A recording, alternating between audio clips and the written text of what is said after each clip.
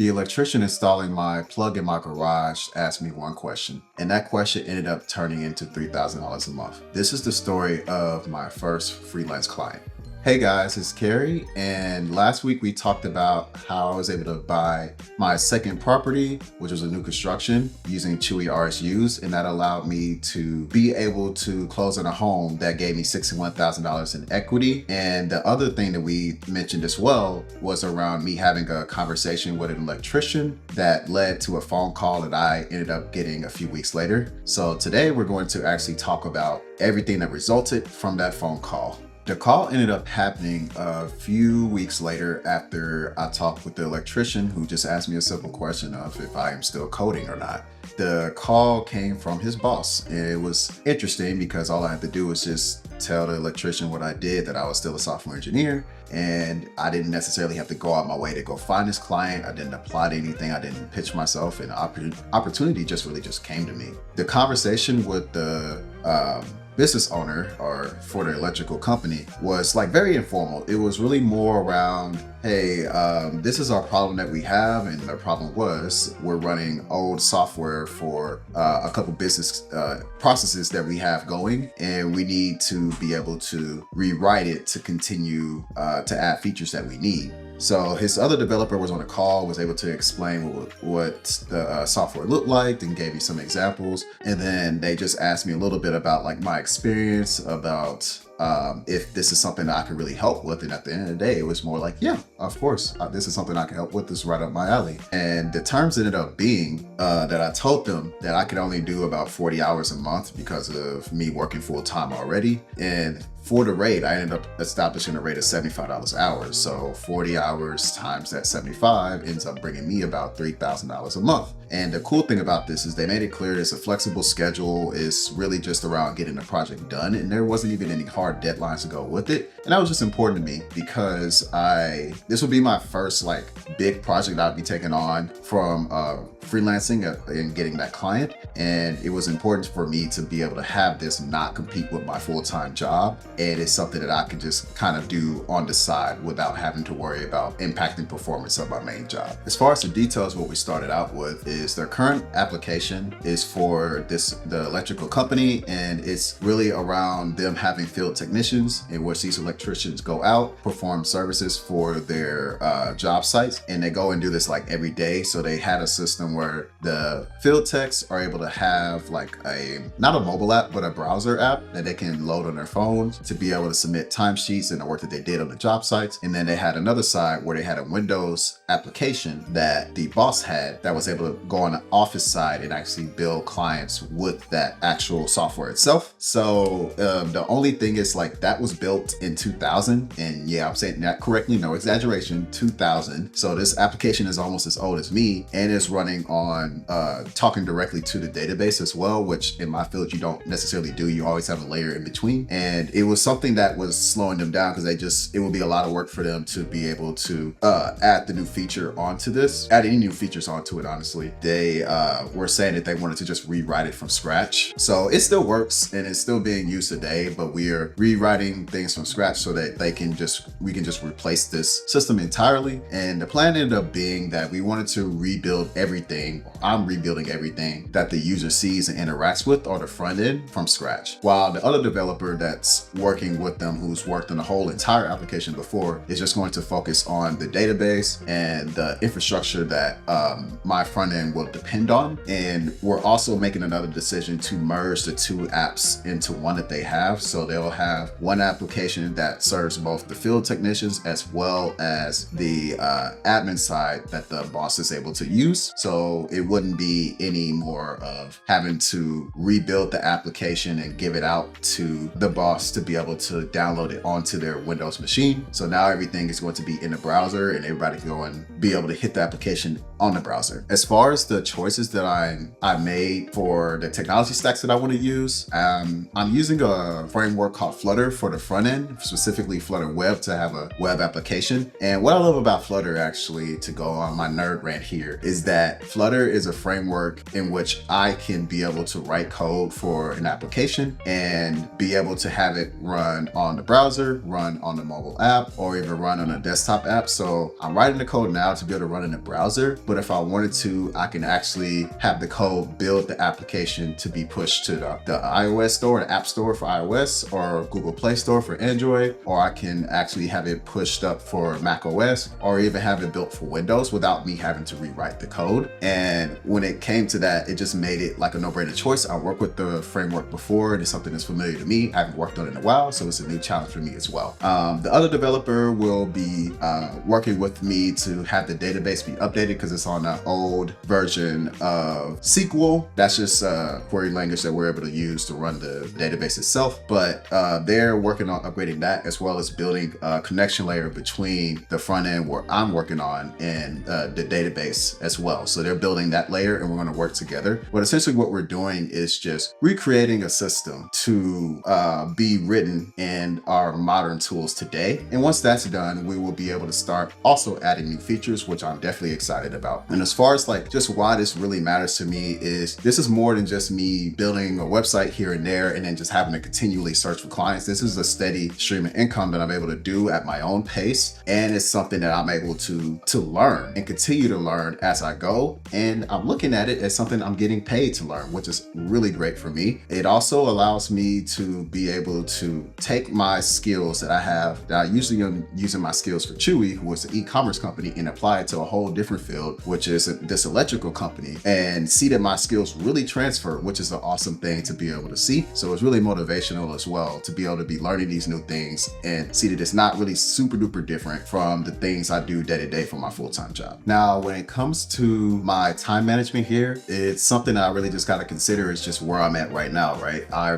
work full-time for Chewy as a software engineer too. That's my primary source of income. It's providing me my benefits for health. It's also providing me RSUs, and obviously I don't want to end up compromising or leaving that. So the freelance work is also 40 hours a month. It's not just something that's going to be done in the blink of an eye. It's not like something that's very easy to do. So it's something I got to make sure to actually allocate time. And it's roughly about 10 hours a week. Some months have 5 weeks. So I was really shooting for about 8 hours a week. And really, I just got to think about it as like a couple hours a day or just a few long hours on the weekend. And me making it work is just one, I genuinely enjoy being able to learn and being able to work on a new skill set, because typically at Chewy, I'm working on more of the back end stuff for my team or doing more design work and working with product to break down things to have my teammates pick them up and work on them. So this is a different experience where I'm almost responsible for end to end. I just have the starting product and now I'm working with another engineer to work on the front end side of things, which is completely different for me. Still the same line of work, but completely different side of the brain I guess I'm using for the front end. And it's just interesting because it's also flexible, and the flexibility allows me to really just kind of find time here and there and not really feel the pressure as much as I normally would feel at a normal 9 to 5 where we do have deadlines that are pushed by product. And it's nice to just be able to get on there, deliver features without all of the red tape that comes with being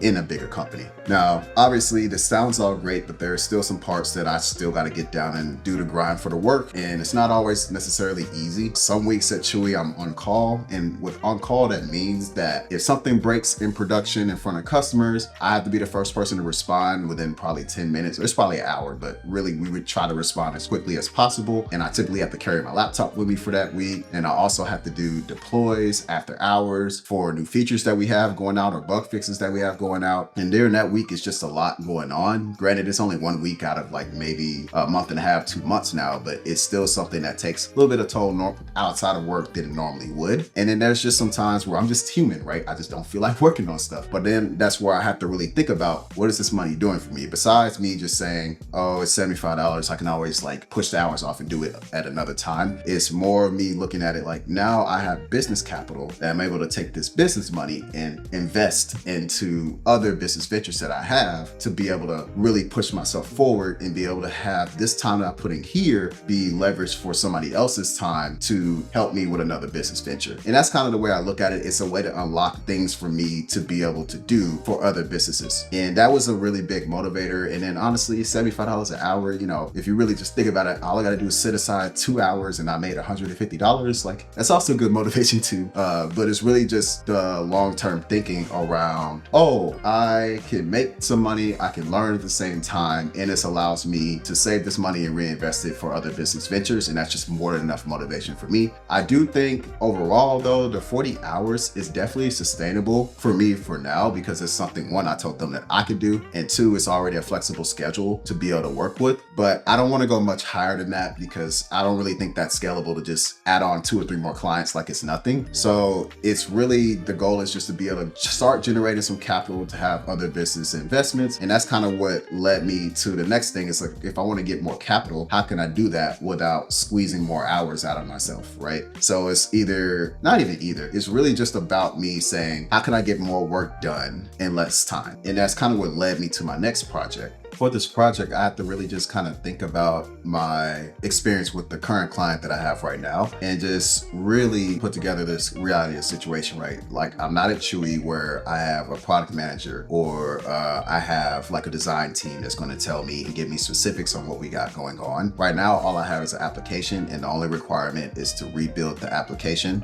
and basically just have it in that new infrastructure or tooling that we mentioned earlier. But everything in between that is kind of on me. I'm working with one other developer, but since they are really kind of building on top of something that already exists, it's really more on me for the front end piece to really get everything organized and start work. And I also want to be able to easily report hours as well. So when it came down to it, I realized I have no organization, no real planning on this, and that I need to really figure out how I can plan to create or build the product that they want. And that's kind of where I came around the product called Linear, because with Linear, it's a project management tool that I'm able to create tasks and keep track of the tasks that I got going. And it was a way for me to really just stay like organized when I have, 40 hours a month to really dedicate to this project, and I don't want to spend a lot of it trying to remember what I'm doing or keep track of what I'm doing, as well as doing that while I'm reporting hours. So when I first started with this, one of the very first things I did is, because AI is kind of going all over the place now, is I went ahead and got a subscription for Claude, and Claude is built by Anthropic. But this subscription for Claude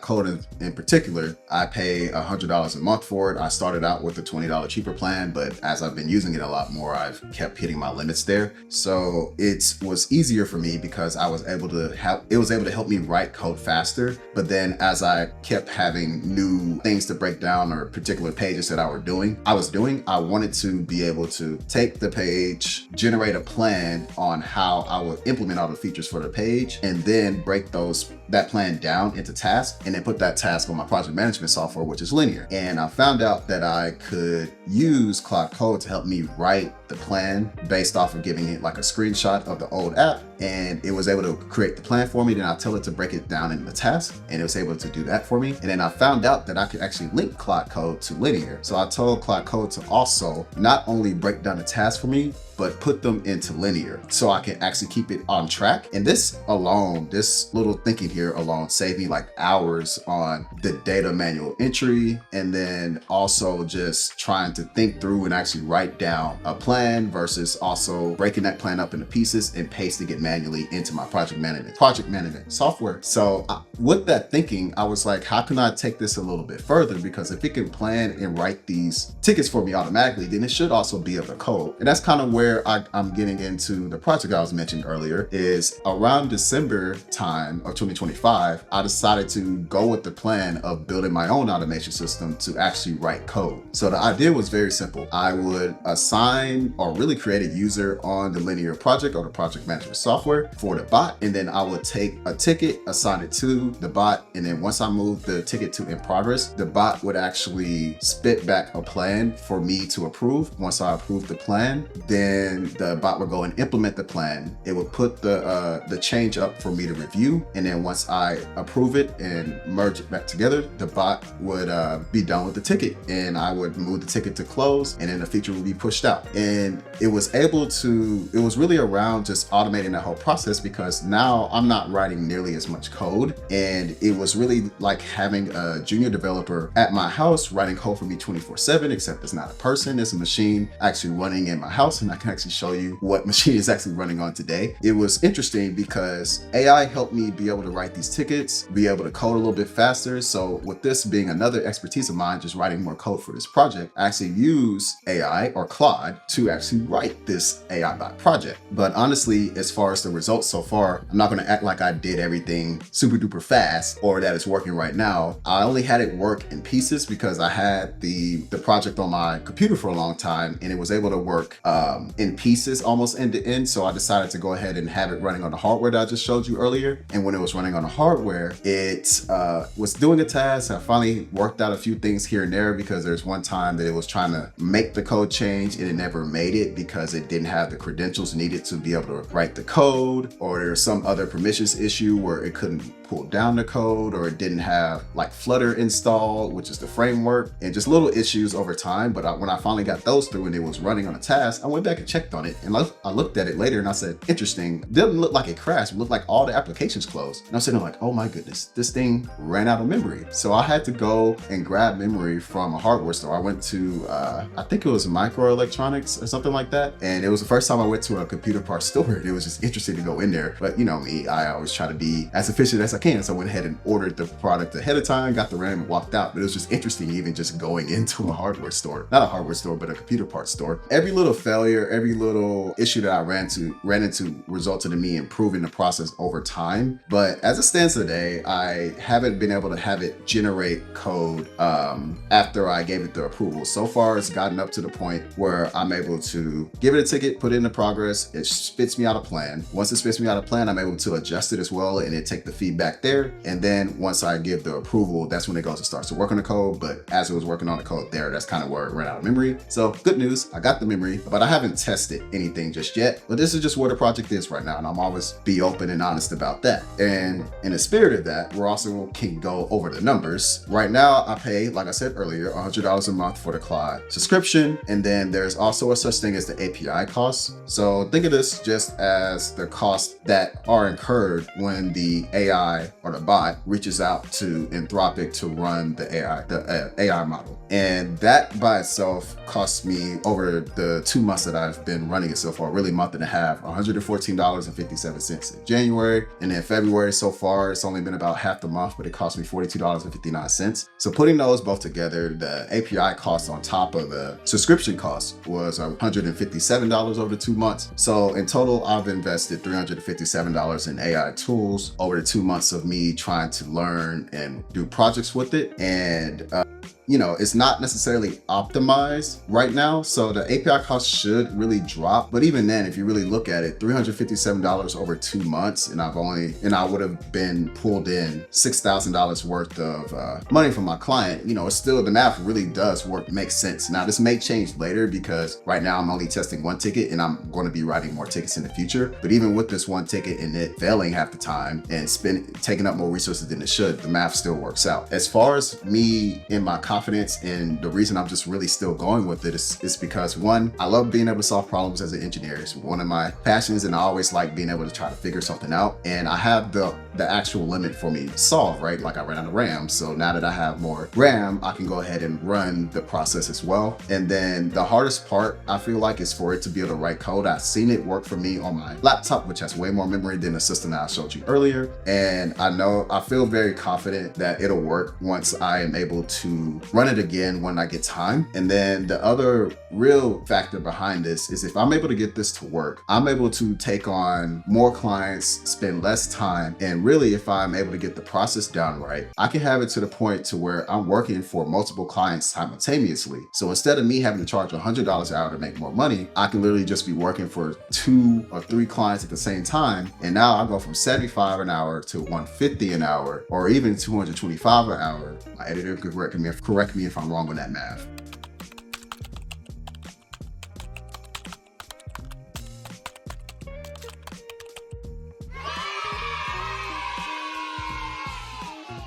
essentially I'm able to make myself way more valuable because I'm able to have multiple clients paying for me at the same time and get way more work done. And it just frees up that bandwidth and allows me to spend my time on the planning side, and I can even automate that to the point where most of my time now is going to be creating the new flow for each client project that I'm working on. And once that's set up, it'll be pretty easy for me to move forward. So most of my work is done when acquiring a client, and once the client's set up, we're good to go. And I'm able to start working for other people and continue the process.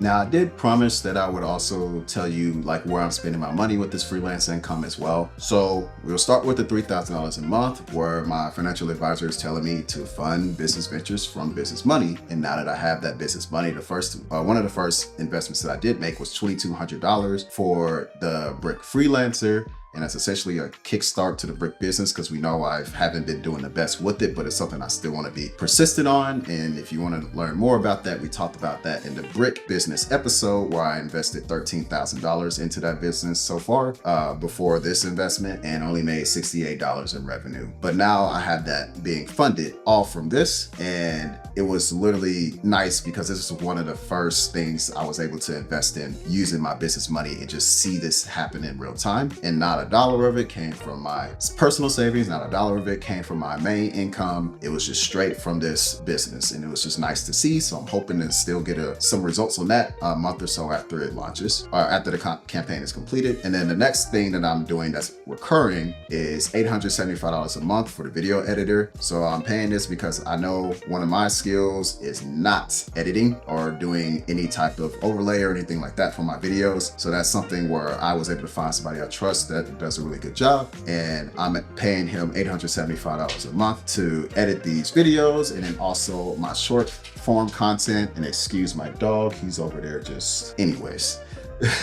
But I am able to pay him for that to really save me time, but also do a great job and keep the high quality bar that I want to always have when presenting myself in different scenarios. And then the last thing I'll say that I am paying for recurringly is the brick operating costs. So the machines themselves have like a network fee because they're cellularly connected. And then they also have business insurance and then other small miscellaneous costs that cost around like $160 a month. And just connecting all of these together, right? Like we have the Getting a Financial Advisor episode. That's where my advisor told me to fund my business from business revenue. And then the second property episode, where I'm talking with the electrician to have a casual conversation of him asking me, do I still code? And then this episode of me telling you what that resulted in, and me getting that $3,000 a month in freelance income. And then now that income is able to help me fund the revitalization of brick, along with my video editor, and then my ongoing business costs that I have for now. So everything that I'm doing business-wise is no longer touching my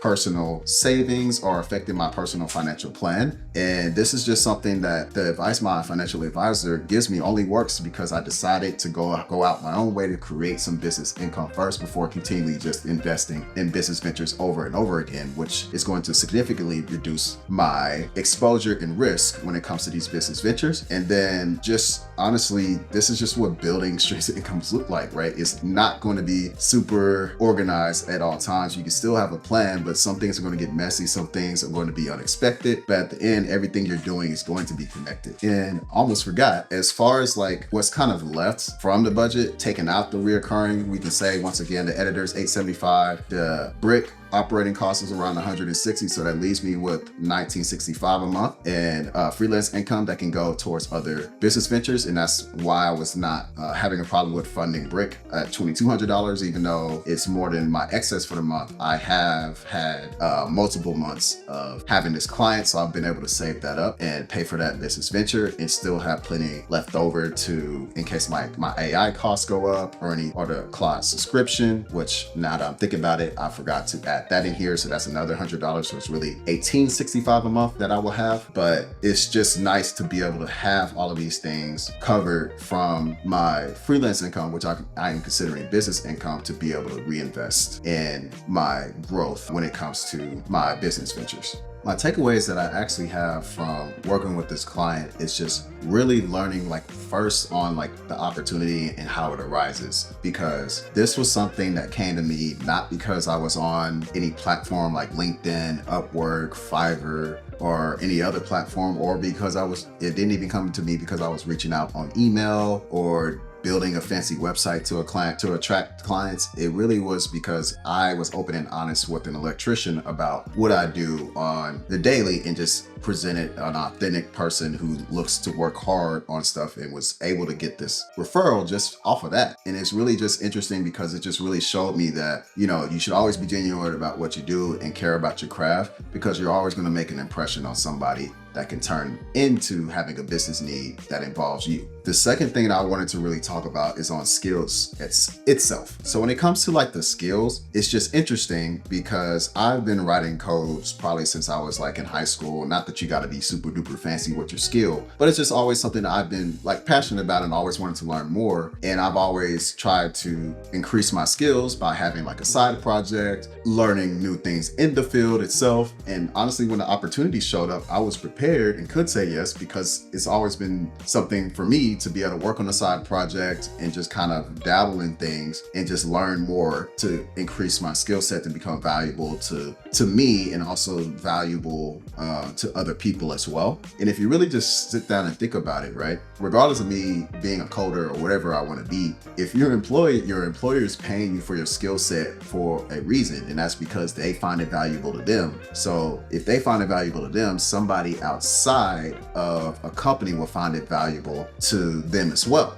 And if you have a skill, no matter what it really is, it could be like me, coding, it could be design, it could be writing, it could be marketing, it could be whatever. Just make sure that you are always sharpening your skill set, because you just never know what somebody will really need and what somebody will pay you for because of the skill set that you have. Your employer already validated to you that your skill set is valuable. So ensure that you can be the best the best one in your field, and always be able to take on and continue learning to improve your skill.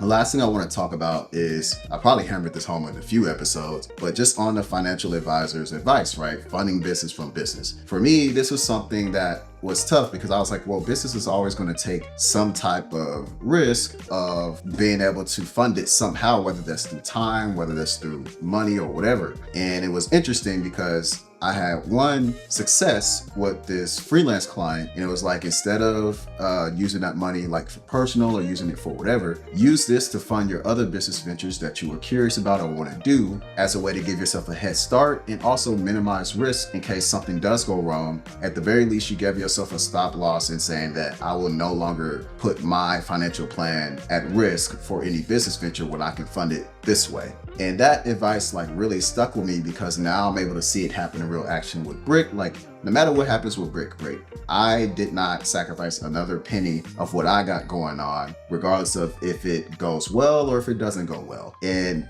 to me, it's just really nice because in my head, it's another way to leverage the amount of time that I put in by having somebody else do work for me.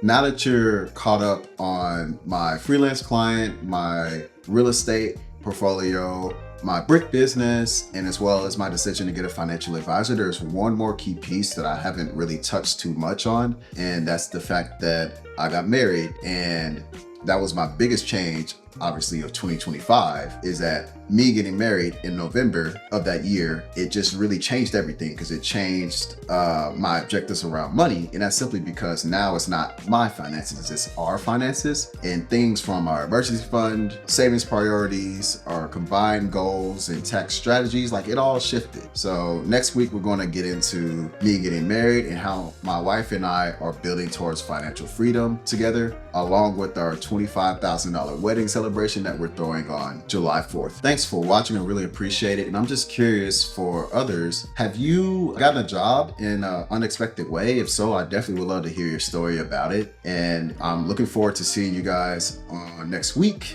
on Make His Financial Journey YouTube channel. Peace.